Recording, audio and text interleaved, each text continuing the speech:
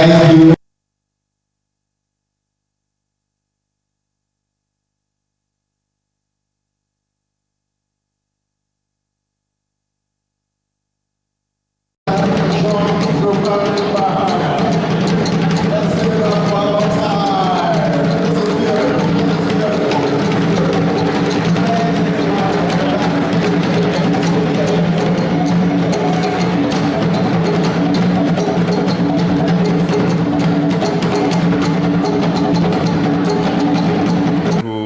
Did the cultural performance. I think they did a great job. Thank you very much. Enough protocol has been established. Distinguished personalities here have been introduced, and I just want to proceed on that established protocol. Let me thank Haruna and his team in the education sector, and to commend you and congratulate you for the hard work that you've done to realize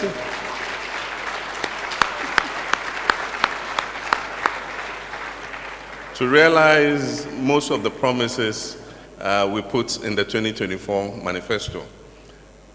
We have a manifesto dashboard where we are tracking the promises we made, and I must say the education sector is very ahead in terms of implementation. So Haruna, you, APAC, and your team, GETFUND, GTech, STLF, all of you, I just want to say, Aiko. When I was inaugurated, just to elaborate on the announcement Haruna made, when I was inaugurated as president, the Chinese president sent an envoy to represent him. And that envoy, as is the practice of China, announced a 200 million yuan grant to celebrate our inauguration. As he said, it's equivalent to almost $30 million. And so we devoted that money for establishment of the Aflao market. I had promised during the campaign that to complement trade between Ghana and Togo, we're also going to establish a market on our end. Everybody knows Togo Ashigame. And so we want Ghana Ashigame. And so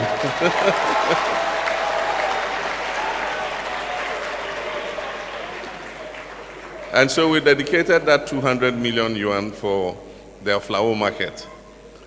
And then recently I was invited by President Xi Jinping again on an official visit to China on the sidelines of 30 years of Beijing Declaration on Women.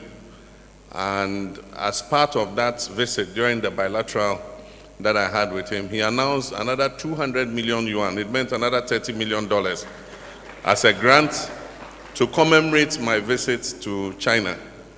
And so just yesterday, we had a meeting with the Catholic Secretariat. They've been planning a science university in the northern part of the country. And so they decided that they'll site the university in the Savannah region in Damango. And I pledged that the $30 million that I was giving, we will use it as the seed money to begin the campus of that university. That university will be devoted to science and technology, robotics, artificial intelligence, digital science, advanced medicine training. And so it's going to be a specialized university that will produce some of the most advanced, scientists and technologists that we need for the 21st century. And so I want to thank Haruna and his team very much, and to thank the Catholic Church for the collaboration that we're going to have in establishing this university. But of course, as has been said, it was one of our promises to establish public universities or their campuses in the 6 new regions.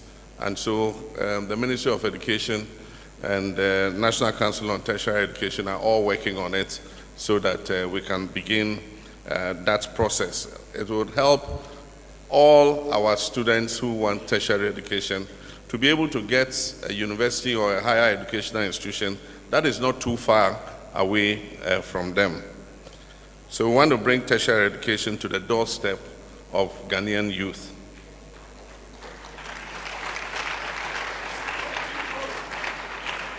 Today, we gather to mark a new and defining moment in Ghana's journey towards inclusion and equality. The launch of the Free Tertiary Education for Persons with Disabilities initiative, which is under the theme Disability, Not Inability, Advancing Inclusive Access to Higher Education under the Reset Agenda. This initiative is not merely a policy launch. It is an activation of our national conscience and our sense of equity and justice. It is a reminder that the soul of any nation is measured by how it treats its most vulnerable citizens. And as President Mandela said, a nation should not be judged by how it treats its highest citizens, but its lowest ones. According to the 2021 Population and Housing Census, there are more than 2 million Ghanaians living with disability. But behind this statistic, behind this figure, are real human stories. Stories of perseverance, of talent waiting to be nurtured, and of dreams that deserve to be fulfilled. Too many still face barriers of poverty, of stigma, of lack of access to education and livelihood opportunity. These are not just individual challenges, they represent a national loss. When we exclude, we waste talent. But when we include and empower, we multiply national progress. Our collective task, therefore, is to ensure that no Ghanaian is denied the chance to learn, to work, and to serve because of disability.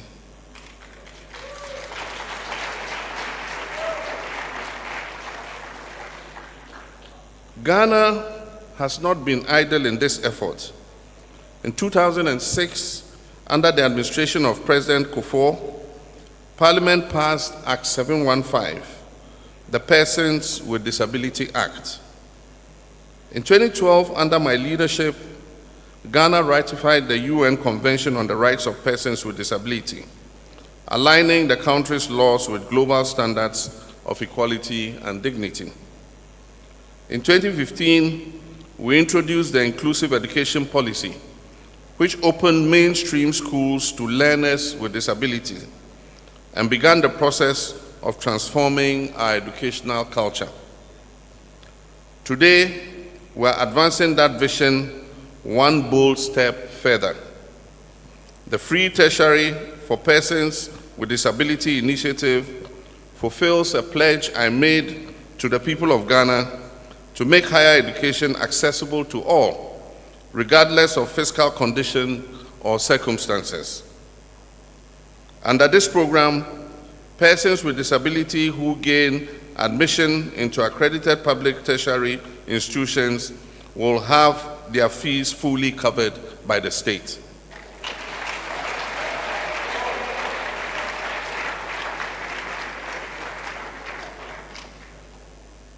The implementation of this initiative will be led by the revamped Student Loan Trust Fund, which is now modernized and digitized to ensure transparency, efficiency, and sustainability. Let me note that the National Service Authority had administered a limited scholarship for persons with disability in the past. But with this launch today, we're integrating the scholarship administered by the National Scholarships Authority in the past with a new Universal Disability Scholarship under the Student Loan Fund Trust.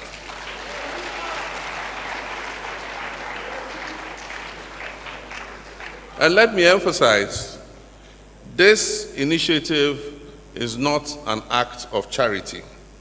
It is an act of justice and equality.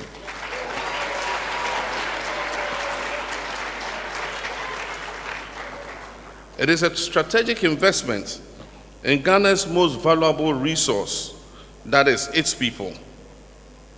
Each student supported under this policy becomes an asset to our nation.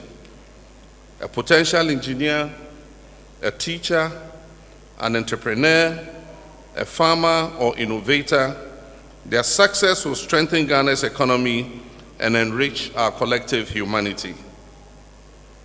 To make inclusion a lived reality, my government will roll out a comprehensive set of complementary actions. And the first is legislative reform. And if you notice when your president spoke, he spoke about the Disability Amendment Act. We'll introduce a Persons with Disability Amendment Act and a legislative instrument, an ally, to modernize Ghana's disability rights regime and ensure effective enforcement.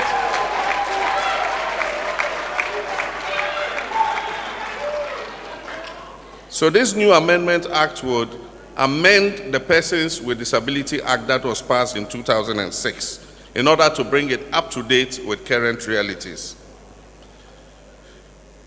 The second is health, attention, and early assessment.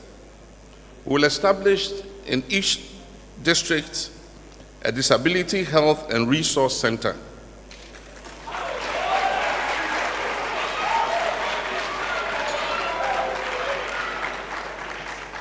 To provide specialized health assessments and build a credible national health database for persons with disability for informed action.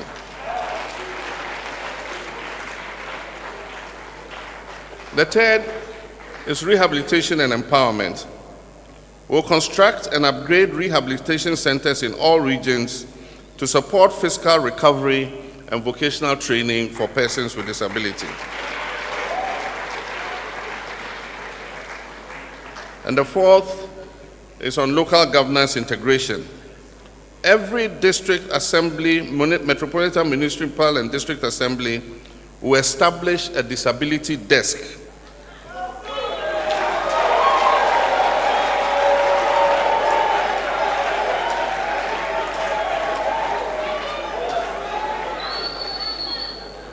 These disability desks will integrate disability issues into the district assembly's development planning.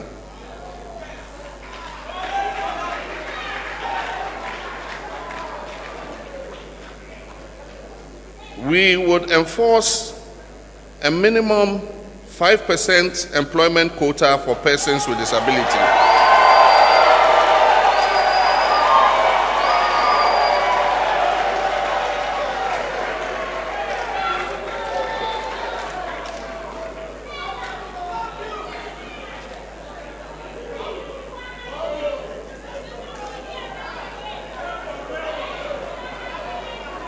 $5 employment quota for persons with disability, and this will be across public and private sectors.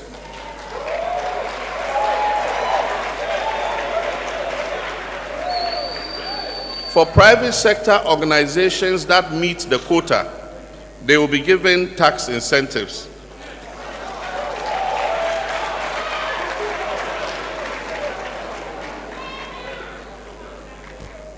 And every public sector, through their ministers, will have to report annually that they have met the 5% quota.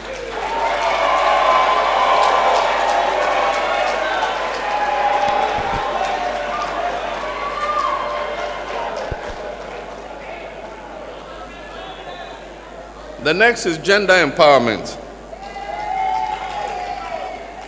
We will launch dedicated programs for women with disability, providing them with entrepreneurship grants and leadership training. The seventh is accessibility and infrastructure. We will enforce the Ghana accessibility standards for all public buildings and facilities.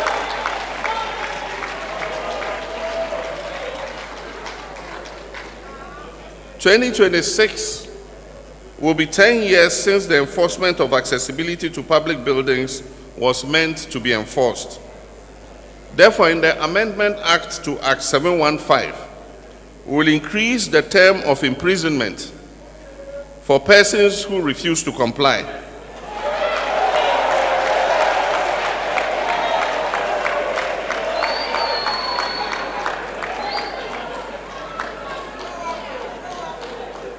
And we'll also increase the fines that they have to pay. Act 715 says the penalty for not complying is 3 months in prison or 600 cedis. 600 cedis is too small. So in the new act, we are going to increase the penalty, and maybe we increase the imprisonment from 3 months to 6 months.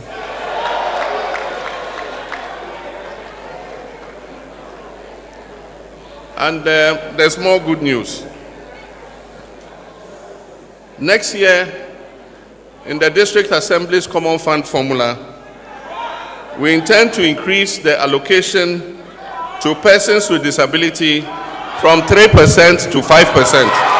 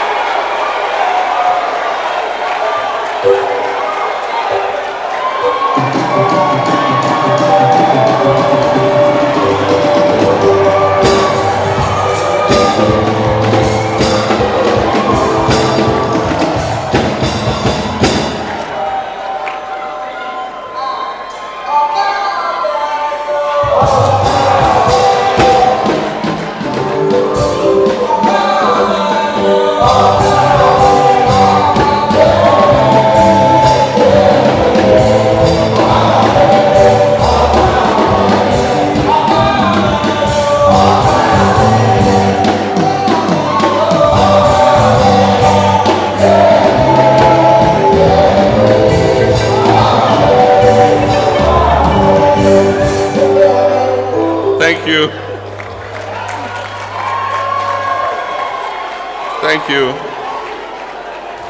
And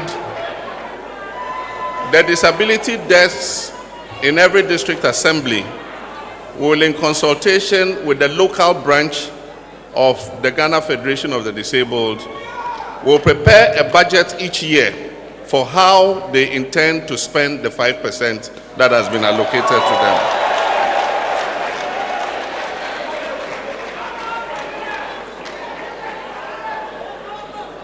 And then, another good news.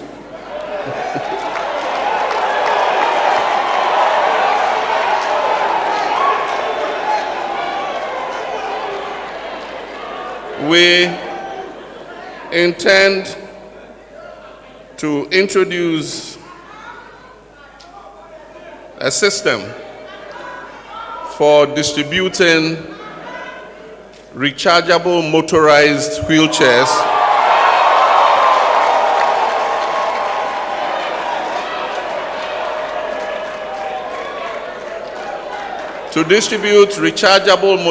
wheelchairs for persons with disability.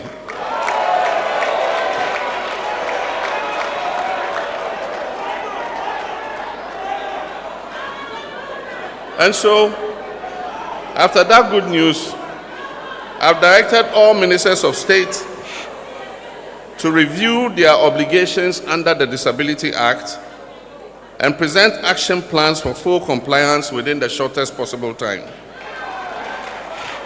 Every year, as part of the obligation of ministers, they will have to provide a report on how they've complied with the Disability Act.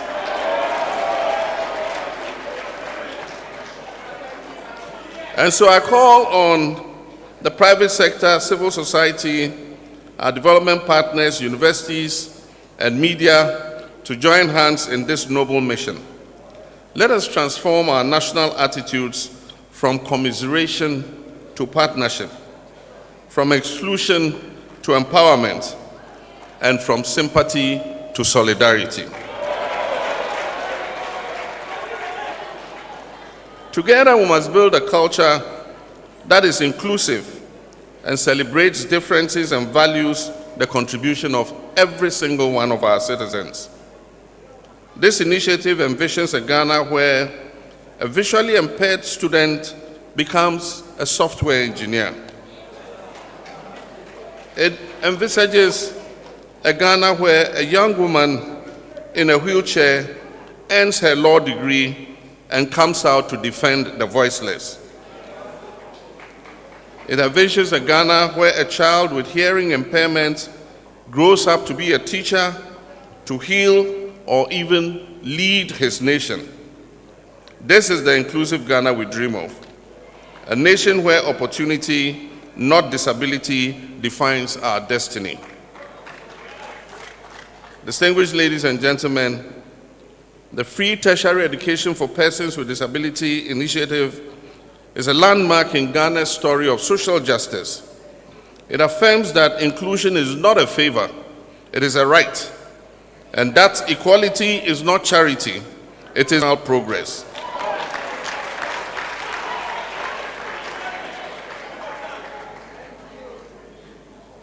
Let this prove that Ghana chooses justice over indifference, that Ghana chooses inclusion over exclusion.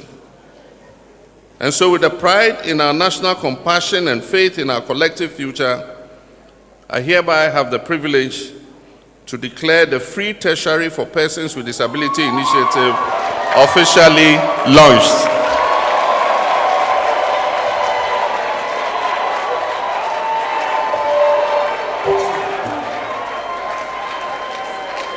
Ladies and gentlemen, may this program light the path for many generations to come. May it remind us that every Ghanaian, regardless of their ability, deserves to dream and to rise as far as they can. May God bless our persons living with disability, our students, and our beloved home, Ghana. I thank you for your attention.